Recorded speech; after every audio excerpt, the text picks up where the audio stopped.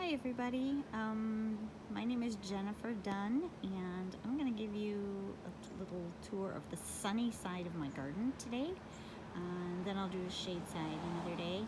It's about 5 o'clock in the afternoon on Saturday, August 1st, and I'm going to start with my pampas grass, which was amazing. Clearance last couple years ago at Garden Factory. In the fall, as we get closer to the end of the summer and the fall, these huge stalks right here will send up 10-foot plumes. It's amazing, and I leave them there all winter, and in the spring the birds pick them apart for their nests. It's super cool. It's also hiding right now. When it's all done, there's a peony in there.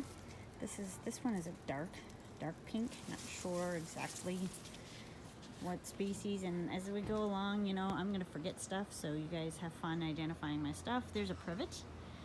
This thing is fantastic, and I have to prune it in a lot. Down at the bottom here, all these, I think it's valerium, so you guys can help me. It's valerium, and it's all along the edge of my driveway, as you'll see, and it is a huge hummingbird favorite. There's a little coneflower stuck in there just for fun. We're going along here. I don't know if you guys have, there's another peony. This one's a light pink. It smells really nice in the spring. We've got a grass, more valerium, tons of it right there. And this is kind of cool. I've got a volunteer right here, and it's under here too. Sort of fun. This volunteer, I think, is a helianthus. It's like a sunflower, a false sunflower. So super cool. Hoping that is going to take off. Pretty neat. Coming around my tower here. Got some stone crop along the edges. Super cool. It hugs the pavement. Super good for pavement. Some more of the valerium, and there's a sand cherry. Now this sand cherry was a twig that I pulled up from the front of my house, and it wasn't supposed to live. So here it is, very happy, doing really well. It's probably gonna have to be transplanted, but there it is, covering up the window in my tower.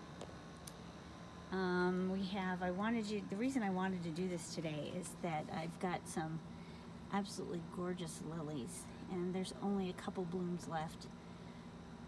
But this I got with you guys on one of our tours, so I love it. It's beautiful. It's been doing really well. Right here is another volunteer. You can see a couple volunteers. I've left milkweed in the corner for fun.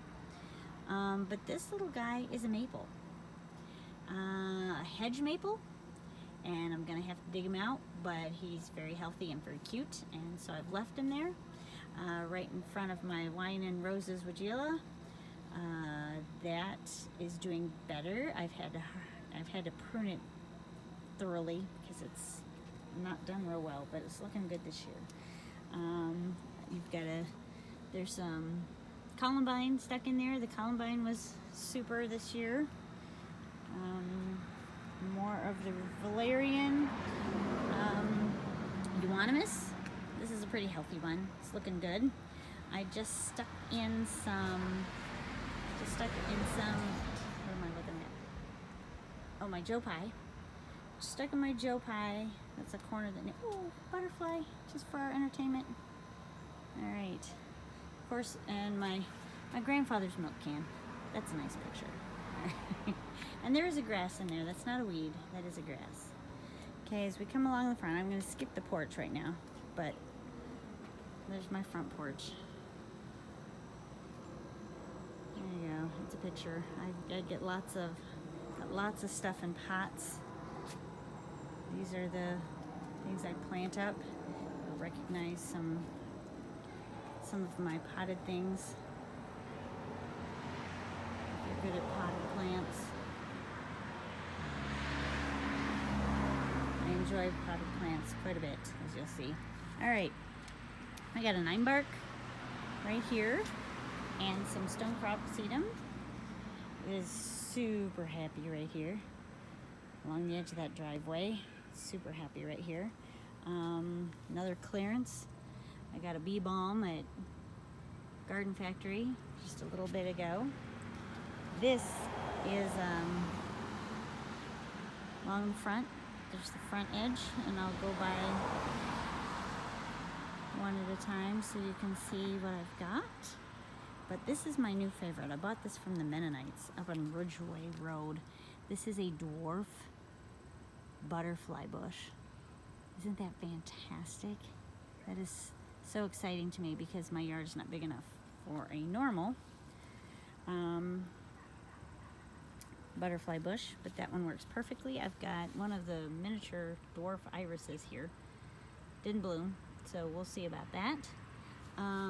This is plumbago. I can't wait for it to bloom because it's got like periwinkle flowers, and that is a gift from my mom's yard. We have some penstemon hiding back here. It's a really pretty coral color, actually, if you can see it, and it looked lovely against the rock. And more euonymus, some bee balm stuck in there, a firebush. Up there is a sand cherry. The other sand cherry was on the other side. That's the one that was dying, and I pulled it out. That's the remaining sand cherry.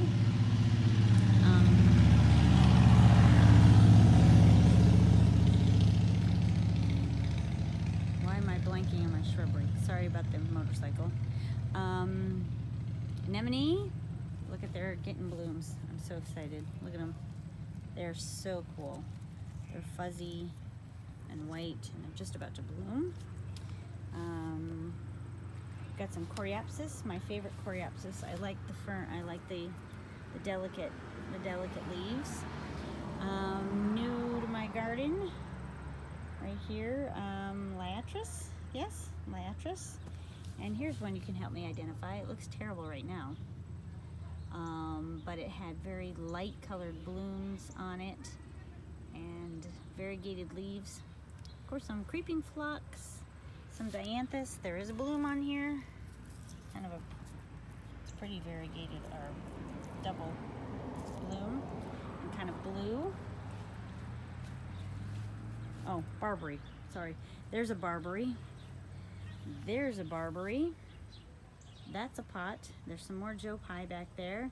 This is a cypress. This is going to eat the world now. But my soil is really, really bad. Very clay, very hard. And it took all of my shrubs at least 6-7 years before they even started moving. So these should be twice their size, but they're not. Some coneflower in there. Some spiderwort in there. The spiderwort did really well this year. Some bug loss, is that what we're gonna call it? Another another penstemon.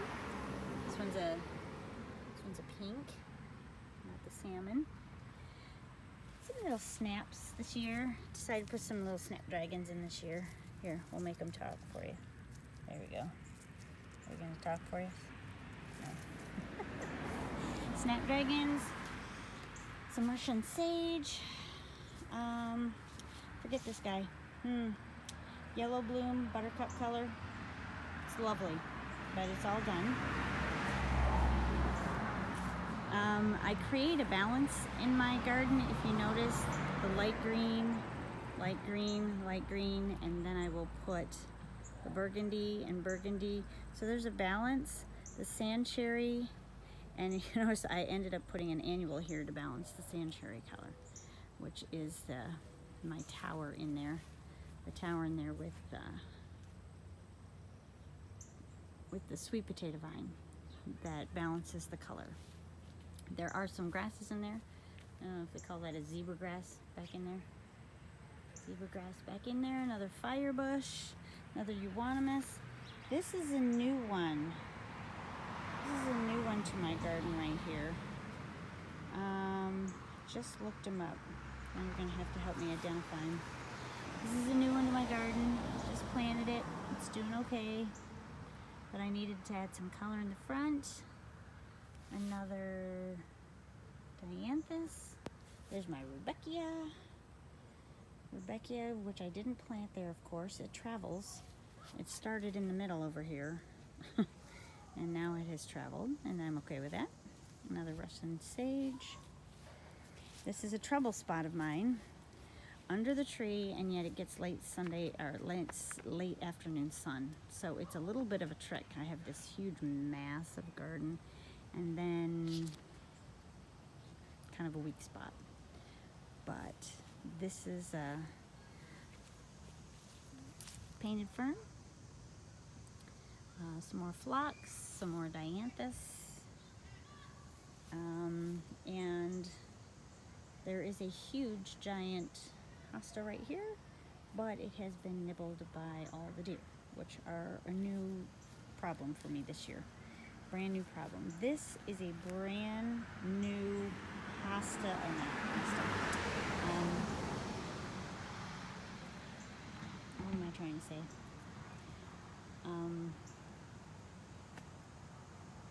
Yeah. Hydrangea, thank you. Brand new hydrangea for me.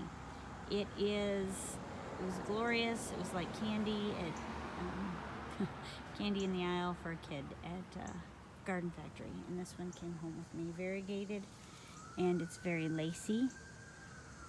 It's absolutely gorgeous. So this is my sun side. So before, oh, and of course we have the now flowering crab right over my head. So before I go into my shade, I'll cut this one off so it's not super long. Take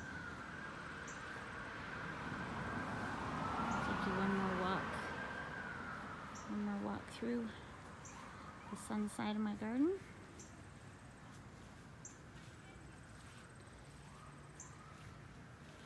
And thanks for joining me on the sun side of my garden.